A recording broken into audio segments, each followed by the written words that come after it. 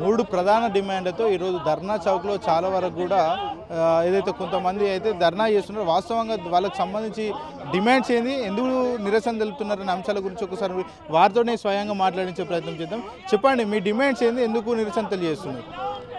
నేను అంశోల్ లక్ష్మణ్, బహుజన్ ముక్తి పార్టీ తెలంగాణ రాష్ట్ర అధ్యక్షుడిని. ఇది దేశవ్యాప్త ఆందోళన, జైల్ బరో కార్యక్రమము. భారత్ ముక్తి మోర్చా, భారత్ కాంత్రి మోర్చా నేషనల్ ఇచ్చిన పిలుపు మేరకు బహుజన్ ముక్తి పార్టీ దానికి సంపూర్ణ మద్దతు తెలుపుతుంది.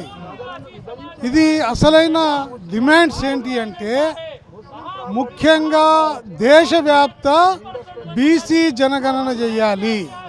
బీసీ జనగణన చేయకుండా తాత్సారం చేస్తున్నారు. ఒక బీసీ ప్రధానమంత్రి అయి కూడా పార్లమెంట్లో బిల్ పాస్ చేసి సుప్రీంకోర్టుకు మేము బీసీ జనగణన చెయ్యమని డిక్లేర్ చేయడం ఇది ఎంతవరకు సమంజసమో. ఇప్పుడు బీసీ జనగణన చేయకపోవడం వల్ల బీసీలు చాలా నష్టపోతూ ఉన్నారు. బడ్జెట్ కూడా ఇవ్వడం లేదు. ఏది కూడా వాళ్ళ యొక్క, ఇప్పుడు ఫర్ ఎగ్జాంపుల్ ఇప్పుడు ఏదైనా ఒక ఇల్లు ఉన్నది, దాంట్లో ఇంతమంది ఉన్నారు అంటే తెలిస్తేనే కదా మనకు వచ్చేది, దాని లెక్క తేల్చేది. బడ్జెట్ కూడా కేటాయించడం లేదు. బీసీ మంత్రి పదవి కూడా లేవు. అట్లాంటి సంస్థలు ఎలా మనం ఇది చేస్తామని చాలా రోజుల నుంచి ఇది చెప్తా ఉన్నాం. అసలు ఇన్ని సంవత్సరాల నుండి బీసీ జనగణన చేయాలని పోరాటం చేస్తుంటే కూడా ఆ పోరాటానికి లెక్క చేయట్లేదు. అదే రాత్రి EWS economically backward weaker section అని తీసుకున్నారు. అది రాజ్యాంగానికి విరుద్ధం. ఎవ్వరు ఒప్పులు లేకుండా దన్నుమని రాత్రి బిల్ పాస్ చేశారు. అని అందరూ ఉన్నారు, అగ్రకుల అగ్రవర్ణాల కూడా ఉన్నారు. కాబట్టి మరి ఎందుకు ఈ బీసీ జనగణన చెయ్యట్లేదు? ప్రతిపక్షంలో ఉన్నటువంటి యూపీఏ ప్రభుత్వం కావచ్చు, ఇండియా కూటమి కావచ్చు, ఎందుకు స్పందించట్లేదు? వాళ్ళు స్పందించట్లేదు, అదే కదా, వాళ్ళంతా ఒకటే. కాకపోతే బీసీ జనగణన చేయకపోవడానికి కారణం ఎవరైనా సపోర్ట్ చేస్తున్నారా? తెలంగాణ ప్రభుత్వంలో 42% అని అసెంబ్లీలో బిల్ పాస్ చేశారు. 9th షెడ్యూల్ వేయమని కూడా చేస్తాం. వీళ్ళకి తెలియదా? రేపు బిల్లు పెట్టాలి కదా, అది చేయాలి కదా. పార్లమెంట్లో ఎప్పుడైతే ఈడబ్ల్యూఎస్కు చేశారో మరి అట్లనే ఇది కూడా చేయవచ్చు కదా. అన్నిటికంటే మిక్కిలి ఈవీఎం మెషిన్లని రద్దు చేయాలని మేము ఎన్నో రోజుల నుంచి పోరాటం చేస్తున్నాం. ఇప్పుడు బీజేపీ ప్రభుత్వము ఓట్లతో రాలేదు, కేవలము ఈ ట్యాంపరింగ్ చేసి అందులో తీసుకున్నారు. అంటే నిజంగా ట్యాంపరింగ్ జరిగింది అనుకుంటున్నాము. 100% జరిగింది. జరగకుంటే అసలు గవర్నమెంటే రాదు.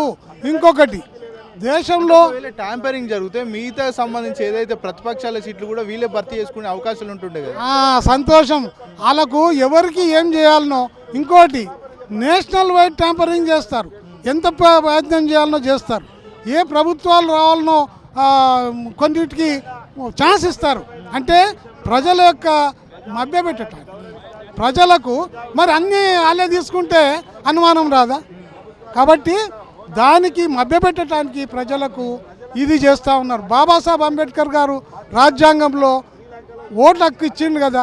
ఆ ఓటు హక్కుని ఎస్సీ ఎస్టీ బీసీలు అందరూ ఒకటైతే కాశీరామ్ గారు ఏమన్నారు? ఓట్ హమారా రాజ్ తుమారా నైచేలేగా అన్నాడు. అంటే అబ్బో ఇదేదో జరుగుతుందో అనుకొని ఈ ఈవీఎం మెషిన్లను తెచ్చి మన ఓట్ని జీరో చేశారు. ఇప్పుడు వాళ్ళు అంటున్నారు కదా, బీజేపీ ప్రభుత్వమే అంటుంది, అరే మిమ్మల్ని తప్పకుండా నోట్లు వస్తాయి, మేము గెలుస్తాము అని అంటున్నారు కదా. ఏ దమ్ము మీద అంటున్నారు? ఇప్పుడు అదేవిధంగా బ్యాలెట్ పేపరు మన ఎమ్మెల్సీ అయినాయి, దేశవ్యాప్తంగా ఎమ్మెల్సీలు, మళ్ళీ అదేవిధంగా జెడ్పీటీసీ, ఎంపీటీసీ, సర్పంచ్లు, వీటినేమో ఏం చేస్తారు? బ్యాలెట్ పేపర్ పెడతారు. మరి పార్లమెంట్ అసెంబ్లీది ఎందుకు పెట్టారు అంటే ఆడ రాజ్యాధికారం ఉన్నది, అధికారం చేతిలో ఉంటుంది. ఆ పార్లమెంట్లో కూడా చేసేది ఉంటుంది. అందుకనే లేదు, అందుకనే ఈవీఎంలని రద్దు చేయాలి అనేది 100% ఇది ఉన్నది. కాబట్టి ఈ వీటి మీద ఇంకోటి, పెద్ద మనిషి అమిత్ షా గారు బాబాసాహెబ్ అంబేద్కర్ని కించపరిచిండు, అవమానపరిచిండు. దానికి నిరసనగా ఈ ఉద్యమం నడుస్తుంది.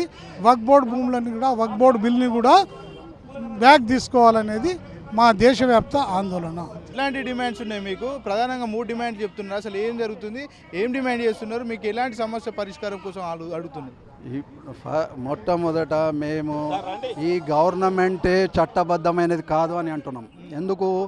ఇది కేవలం ఈవీఎం ద్వారా ఉనికిలో వచ్చిన ప్రభుత్వమే కానీ వీళ్లకు ఓట్ల ద్వారా గెలిచిన వాళ్ళు కాదు. ఫస్ట్ వీళ్ళు చట్టబద్ధమైన గవర్నమెంటే కాదు. ఒకటి. రెండవది ఈవీఎంను బ్యాన్ చేయాలి. విన్నారండి? ఈవీఎంని బ్యాన్ చేస్తే కానీ అసలు రంగు బయటపడుతుంది. నీకు అంత మెజారిటీ ఉన్నదని అహంకారం ఉన్నప్పుడు ఈవీఎంను ఎందుకు తొలగించవు? విన్నారండి? అది ఫస్ట్ ప్రొటెస్ట్. సెకండ్ ప్రొటెస్ట్ ఏంటి, మన ఈ ఔఖాఫ్ బిల్ గురించి. ఔఖాఫ్ బిల్లు మాకు రాజ్యాంగబద్ధమైనటువంటి ఫండమెంటల్ రైట్స్. వినరండి, ఇది ఏమి ఎవరి దయా దాక్షాణాల మీద వచ్చిన ప్రాపర్టీ కాదు. ఈవీఎం ట్యాంపింగ్ అయినా అంటారా? బిల్కుల్ బిల్కుల్, దాంట్లో సందేహం ఏం లేదు. విన్నరా? నీకు ఓటర్ లిస్టుల కంటే ఎక్కువ ఓట్లు ఎట్లా ఉంటాయండి? పోలైనట్లు ఓట్ల కంటే లెక్కింపులే ఓట్లు ఎక్కువ ఎందుకు ఉంటాయి? ఉండవు కదా.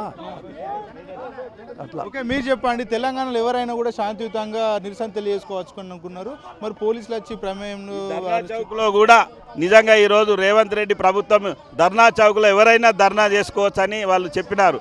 మరి ఈరోజు మమ్మల్ని అక్రమంగా, అన్యాయంగా, దౌర్జన్యంగా మరి ప్రభుత్వం అరెస్ట్ చేపిస్తూ ఉంది. మరి దీని వెనకాల కేంద్ర ప్రభుత్వం ఉందా, రాష్ట్ర ప్రభుత్వం ఉందా? మరి వీళ్ళందరినీ, ఎందుకంటే వీళ్ళు ఒక ప్రజల గొంతుక, వాళ్ళు ఏమి అడగట్లేదు, ఇక్కడ ఏం గొడవ చేయట్లేదు, ఎవరిని కొట్టింది లేదు, తిట్టింది లేదు. ఖాళీ వాళ్ళు వాళ్ళ డెమోక్రటిక్ డిమాండ్ను వాళ్ళు అడుగుతూ ఉన్నారు. వక్ఫ్ బోర్డుకు సంబంధించిన బిల్లుని వెంటనే ఎత్తేయాలని చెప్తా ఉన్నారు. అలాగే బుద్ధిస్టులకు సంబంధించిన అన్నీ కూడా ఈ దేశంలో, రాష్ట్రంలో బ్రాహ్మణుల ఆధీనంలో ఉన్నాయి. వాటిని ఈ హిందూ సమాజానికి, బుద్ధిస్టులకు అప్పచెప్పాలని డిమాండ్ చేస్తున్నారు. అలాగే రాష్ట్రంలో బీసీ జనగణన 42% చేసిన విధంగానే కేంద్ర ప్రభుత్వం కూడా దేశమంతా కూడా 42% మరి ఏ రకంగా రాష్ట్ర ప్రభుత్వం చేసిందో కేంద్ర ప్రభుత్వం కూడా బీసీ జనగణన వెంటనే చేపట్టాలని కూడా మేము విజ్ఞప్తి చేస్తూ ఉన్నాం.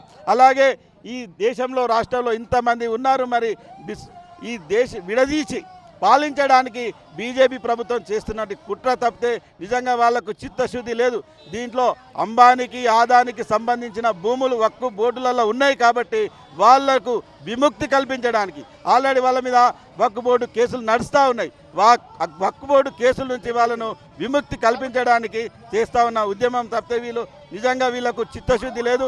రాష్ట్ర ప్రభుత్వాన్ని కానీ, కేంద్ర ప్రభుత్వాన్ని కానీ ఈ యొక్క బిల్లు గురించి వెంటనే రెస్పాన్స్ తీసుకోవాలి.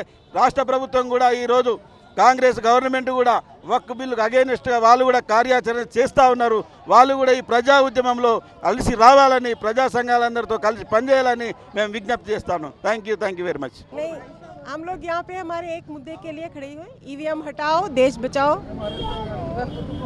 वक्फ अमीरमेंट बिल हटाना है, देश को बचाना है।